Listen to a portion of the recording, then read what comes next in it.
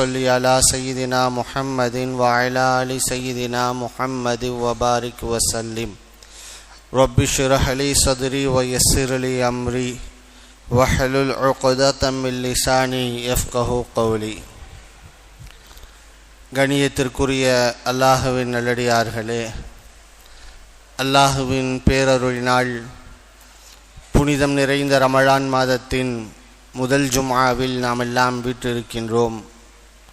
எல்லாம் அல்லாஹு ஜல்ல சுபஹானஹு வ தஆலா இந்த மாதத்தின் பரக்கத்தினால் மக்ஃபிரத்தையும் ரஹ்மத்தையும் நரக விடுதலையும் அல்லாஹ் நம் அனைவருக்கும் தந்தருள் புரிவானாக. ஆமீன். இந்த மாதத்தை குறித்து குர்ஆனிலே அல்லாஹ் குறிப்பிடுகிற போது ஃபமன் ஷஹித மின்கும் ஷஹ்ர ஃபல்யஸும்உ, உங்களில் யார் ரமலானை அடைந்து கொள்கிறார்களோ அவர்கள் நோன்பு வைக்கட்டும் என்கிறான். இன்னொரு வசனத்தில் அல்லாஹ் குறிப்பிடுகின்றான், யா அய்யுஹல்லதீன ஆமனு குதிப அலைக்குமுஸ் ஸியாம் கமா குதிப அலல்லதீன மின் கப்லிக்கும், உங்களுக்கு முன் வாழ்ந்த சமூகத்தினர்களின் மீது நோன்பு கடமையாக்கப்பட்டதைப் போல் உங்களின் மீதும் நோன்பு கடமையாக்கப்பட்டிருக்கிறது. நோன்பு கட்டாயம் வைக்க வேண்டிய இபாதத் என்பதாய் அல்லாஹ் குர்ஆனிலே குறிப்பிடுவதை நம்மால் பார்க்க முடிகிறது. அன்பிற்குரியவர்களே, ரமலான் என்றதும் நம் நினைவுக்கு வரக்கூடிய முதல் விஷயம் நோன்பு. காலையிலிருந்து மாலை வரை, சூரியன் மறைகின்ற வரை ஒரு பருக்க உணவு கூட உண்ணக்கூடாது, ஒரு மிடர் தண்ணீரை கூட குடிக்கக்கூடாது, மனைவியோடு சேரக்கூடாது. இப்படி பல கட்டுப்பாடுகள் நிறைந்த அமலை அல்லாஹ் நம் மீது கடமையாக்கியிருக்கிறானே என்று நாம் யோசிக்கிறோம். நோன்பு என்கிற வணக்கத்தை மற்ற வணக்கங்களோடு, தொழுகையோடு, ஜகாத்தோடு, ஹஜ்ஜோடு ஒப்பிட்டு பார்க்கிற போது சில பேர் இப்படி யோசிக்கலாம், அல்லாஹ் தன் அடியாரின் மீது கோபமாயிருக்கின்றான் போல, தன் கோபத்தை காட்டுவதற்காகத்தான் அல்லாஹ் நோன்பு வையுங்கள், ஒரு நாள் முழுக்க பட்டினி இருங்கள், ஒரு நாள் முழுக்க தண்ணீரை அருந்தாமல் இருங்கள் என்று தன் அடியாரை தண்டிப்பதற்காக அல்லாஹ் நோன்பை கடமையாக்கியிருக்கிறான் போல என்று நினைக்கலாம். ஆனால் அப்படி அல்ல. எப்படி எல்லா இபாதத்துகளும் அடியார்களுடைய நலனை கருத்தில் கொண்டு நம்முடைய நன்மைக்காக, நம்முடைய நலனுக்காக வேண்டி அல்லாஹ் கடமையாக்கினானோ அதுபோல்தான் நோன்பு முழுக்க முழுக்க நம்முடைய நன்மைக்காக, பலனுக்காக, நலனுக்காக அல்லாஹ் கடமையாக்கிய ஒரு வணக்கம். குர்ஆனிலே அல்லாஹ் குறிப்பிடுவான், வ அன் தஸூமு கைருல் லக்கும், நோன்பு வைப்பது உங்களுக்கு நல்லது, நோன்பு வைப்பது உங்களுக்கு நன்மை, அது உங்களுக்கு பலனை கொடுக்கும் என்று குர்ஆனில் அல்லாஹ் சொல்வதை பார்க்கலாம். உதாரணத்திற்கு சொல்வதென்றால், ஒரு தாய் தன் பிள்ளையை அழைத்து கொண்டு ஒரு கடைவீதி வழியாய் சென்று கொண்டிருக்கிறாள். அங்கே ஐஸ்கிரீம் விற்கிறது. குழந்தை அந்த ஐஸ்கிரீமை பார்த்து அடம் பிடிக்கிறது, எனக்கு வேணும் வேணும்னு. அந்த தாய், இப்பொழுதுதான் குழந்தைக்கு சரியாக இருக்கிறது உடல் நலம், இத்தனை நாளாக காய்ச்சலா இருந்துச்சு, ஒரு வாரமா, இப்பதான் நம்ம பிள்ளைக்கு சரியா இருக்கு, எதுக்கு வாங்கி கொடுத்து வேண்டாம் என்று அவள் தட்டி கழித்து விடுவாள். குழந்தை எவ்வளவு அடம் பிடித்தாலும், எவ்வளவு அழுதாலும் அந்த தாய் வாங்கி கொடுக்க மாட்டாள்.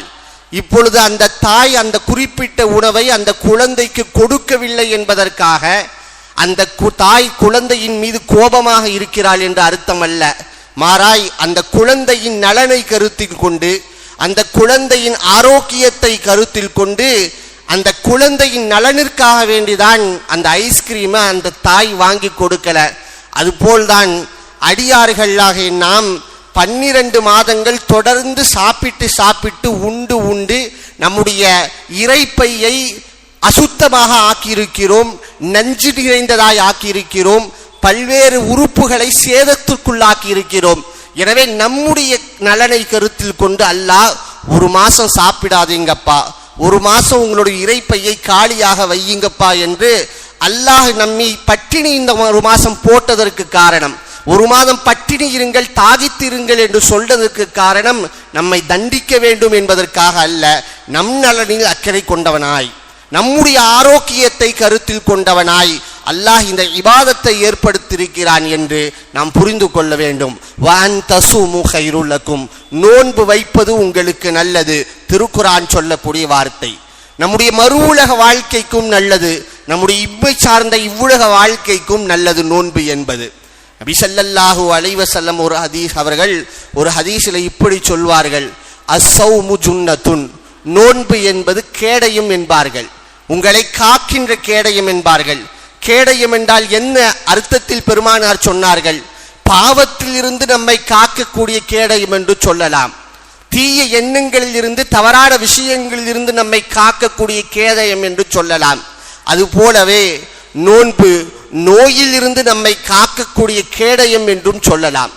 ஆரோக்கியத்தை நமக்கு வழங்கக்கூடிய அற்புதமான மருத்துவ குணங்களெல்லாம் நிறைந்த ஒரு பயிற்சி தான், ஒரு வணக்கம்தான் நோன்பு என்று நம்மால் சொல்ல முடியும். பெருமானார் ஸல்லல்லாஹு அலைஹி வஸல்லம் ஒரு ஹதீஸில் இப்படி சொன்னார்கள், சூமு தஸிஹு, நோன்பு வையுங்கள், ஆரோக்கியத்தோடு இந்த உலகத்தில் வாழுங்கள் என்று பெருமானார் ஸல்லல்லாஹு அலைஹி வஸல்லம் அவர்கள் சொல்லியதை பார்க்கிறோம். ஒரு மனிதனுடைய உடல் 11 மாதங்கள் 12 மாதங்கள் தொடர்ந்து இயங்கிக் கொண்டே இருந்தால், ஒரு இயந்திரம் இருக்கிறது, வருடம் முழுக்க அதை ஓட்டிக்கொண்டே இருப்பாரையானால், இயக்கிக் கொண்டே இருப்பாரையானால், அந்த இயந்திரத்தினுடைய லைஃப் டைம் இருக்குதா இல்லையா, அது குறுகிய காலமாக ஆகிவிடும். அது குறுகிய காலத்தில் காலாவதியாகிவிடும், குறுகிய காலத்தில் பழுதடைந்து விடும், குறுகிய காலத்தில் மிகப்பெரிய பாதிப்புகள் அந்த இயந்திரத்தில் ஏற்பட்டுவிடும். அதே சமயத்தில் அந்த இயந்திரத்தை கொஞ்சம் ஓய்வு கொடுத்து கொடுத்து அந்த இயந்திரத்தை இயக்குகிற போது அந்த இயந்திரம் நிறைய ஆண்டுகள் உழைக்கக்கூடியதாக இருக்கும்.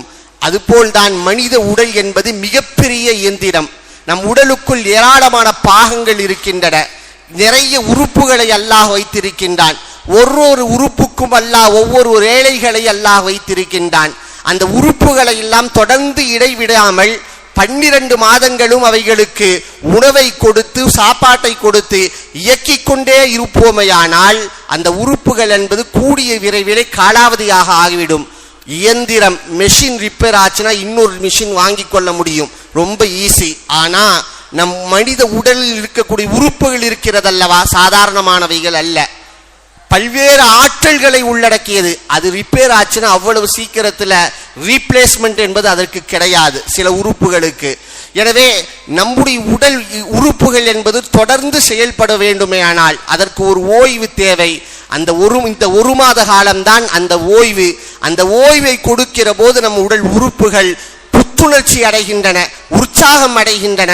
மீதமுள்ள 11 மாதங்கள் ஆரோக்கியத்தோடு அது செயல்பட துவங்குகின்றன. மருத்துவ உலகின் மாமேதை அலி இப்னு சீனா அவர்கள் சொல்வார்கள், ஒரு நாள் நீங்கள் நோன்பு வைக்கிறது இருக்குல்லப்பா, அது எவ்வளவு பெரிய நன்மை என்று அவர்கள் குறிப்பிடுவார்கள். ஒரு மனிதன் 3 வாரங்கள் தொடர்ந்து உடல் நலத்திற்காக மருந்தை எடுத்துக்கொள்கிறான், மாத்திரைகளை உட்கொள்கிறான். இந்த மருந்துகளும் மாத்திரையும் எந்த ஆரோக்கியத்தை அவனுக்கு கொடுக்குமோ அந்த ஆரோக்கியத்தை ஒரே ஒரு நாள் ஒரு மனிதன் நோன்பு நோற்பதின் மூலம் பெற்றுக்கொள்ள முடியும் என்பார். மருந்துகளால் மாத்திரைகளால் கொடுக்க முடியாத ஆரோக்கியத்தை கூட நோன்பு என்பது நமக்கு கொடுத்து விடும் என்பதை நாம் புரிந்து கொள்ள வேண்டும்.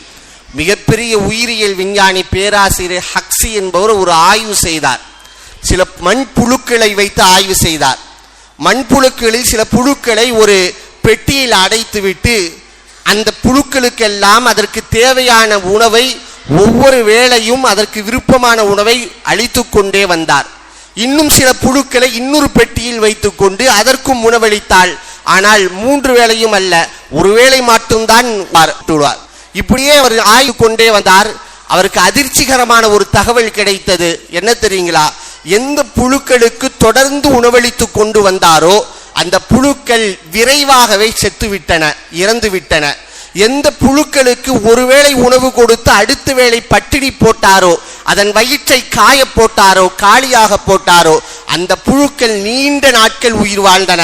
எழுதுகிறார்கள், எத்தனை நாட்கள் உயிர் வாழ்கின்றனால் சுமார் 19வது அதனுடைய 19வது தலைமுறை உலகத்தில் வருகின்ற வரைக்கும் அந்த புழுக்கள் இறந்து விடாமல் மரணித்து விடாமல் இந்த உலகத்தில் உயிர் வாழ்ந்தன என்பதாய் ஹக்ஸி அவர்கள் எழுதுகிறார்கள். என்றால் நோன்பு என்பது எவ்வளவு உன்னதம் நிறைந்த அமல், நம் உடலுக்கு ஆரோக்கியத்தையும் உற்சாகத்தையும் புத்துணர்ச்சியும் கொடுக்கக்கூடிய இபாதத் என்பதை புரிய வேண்டும்.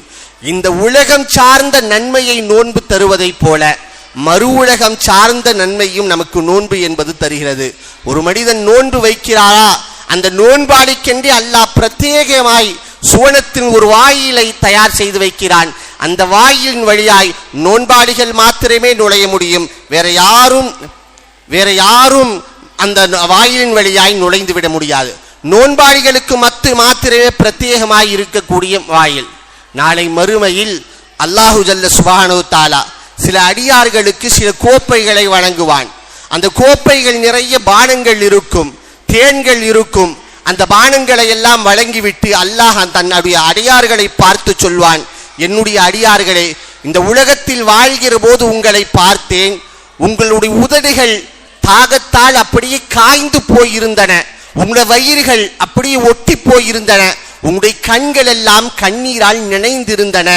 எனவேதான் இந்த மறு உலகத்தில் உங்களை இன்பத்தில் ஆழ்த்த வேண்டும் என்பதற்காகவே இவ்வளவு பெரிய உயரிய பாடங்களை உங்களுக்கு கொடுக்கிறேன்.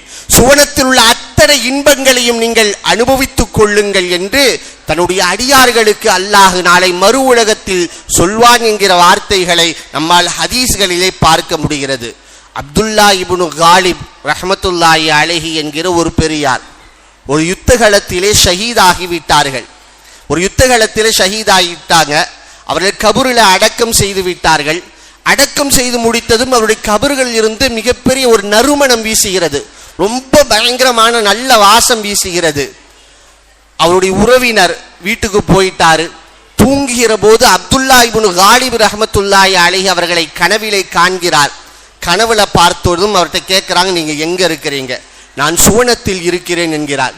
இந்த சுவனத்தை எதன் காரணமாய் நீங்கள் அடைந்து கொண்டீர்கள் என்கிற போது 2 அமலை அவர் சொன்னார்.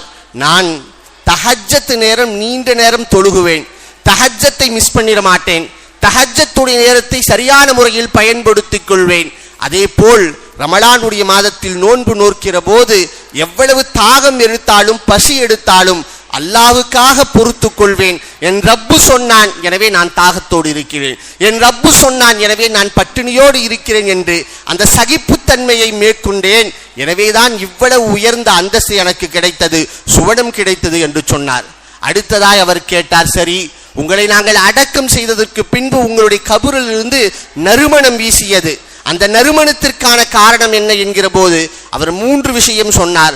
ஒன்று, திருக்குர்ஆனை அதிகமாய் நான் ஓதுவேன். 2வது, இரவு வணக்கங்களை நான் செய்வேன். 3வது, அல்லாஹுக்காக நோன்பு நோக்கிற வேளையில் ஏற்படக்கூடிய சிரமங்களை நான் பொறுத்து கொள்வேன் என்று அவர் சொன்ன செய்திகளை நம்மால் பார்க்க முடியுது. கண்ணியத்திற்குரிய இந்த 3 இபாதத்துகளும், திருக்குர்ஆனை ஓதுவது, இரவு வணக்கங்களில் தராவீஹ் போன்ற வணக்கங்களில் ஈடுபடுவது, நோன்பு நோற்பது, இந்த 3மே ரமலானில் நாம் செய்ய வேண்டிய மிக முக்கியமான அமல்கள். 3இல் ஒன்றை கூட நாம் விட்டுவிடக்கூடாது. நோன்பு நோற்றால் போதும் என்பது அல்ல, தராவீஹ் தொழுகைகளில் நின்று நாம் அல்லாஹ்வை வணங்க வேண்டும்.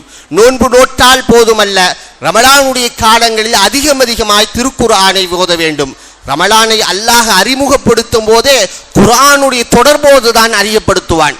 ஷஹ்ரு ரமலான் அல்லதி உன்சில ஃபீஹில் குர்ஆன், முதலாய் அல்லாஹ் சொல்லக்கூடிய விஷயமே குர்ஆன் இறக்கி அருளப்பட்ட மாதம் இந்த ரமலான் என்பான். அதற்கு அடுத்துதான் அல்லாஹ் சொல்வான், ஃபமன் ஷஹித மின்கும் ஷஹ்ர ஃபல்யஸும், யார் ரமலானை அடைந்தார்களோ அவர் நோன்பு நோற்கட்டும் என்று அல்லாஹ் சொல்வான். அப்ப திருக்குர்ஆனுக்கும் இந்த மாதத்திற்கும் எவ்வளவு தொடர்பு இருக்கிறது என்பதை நம்மால் புரிந்து கொள்ள முடியும். இந்த மாதத்தில் எப்படி நாம் நோன்பு நோக்கிறோமோ அது போலவே மற்ற இபாதத்துகளிலும் அதிகமாய் கவனம் செலுத்த வேண்டும். குறிப்பாய் திருக்குர்ஆன் விஷயத்தில் அதிகப்படியான கவனத்தை நாம் எடுத்துக்கொள்ள வேண்டும். எல்லாமல்ல அல்லாஹு ஜல்ல சுப்ஹானஹு தஆலா நாம் நோற்ற நோன்பினை கபூல் செய்வானாக. நோன்புகளின் பலன்களை உண்மையாய் உணர்ந்து அல்லாஹ்விற்காக வேண்டி அந்த இறையச்சத்தோடு நோன்பு நோக்கக்கூடிய நன்மக்களாய் ஆக்கி அருள் புரிவானாக. வ ஆகிரு தாவானா.